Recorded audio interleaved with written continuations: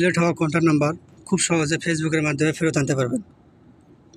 এজন্য আপনার স্মার্টফোনে থাকা ফেসবুক অ্যাপসে আপনাকে প্রবেশ করতে হবে।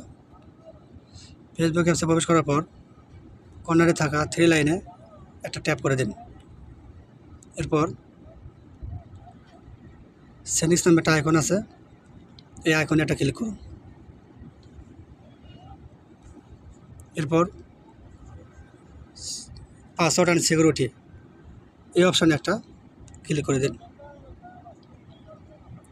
এরপর নিচের দিকে একটু খেয়াল করে দেখুন, ইওর ইনফরমেশন অ্যান্ড পারমিশন নামে একটা সেটিং আছে, এখানে একটা ক্লিক করুন। এরপর ওপর দিকে অ্যাক্সেস ইওর ইনফরমেশন এখানে একটা ক্লিক করে দিন। নিচের দিকে একটু খেয়াল করে দেখুন, পার্সোনাল ইনফরমেশন, এই পার্সোনাল ইনফরমেশনে একটা ক্লিক করে দিন। নিচের দিকে স্ক্রল করে আসলে দেখতে পাবেন your address and books, your address and books এখানে একটা ক্লিক করে দিন। ইন্টারফেস শো হবে, এখানে দেখতে পাবেন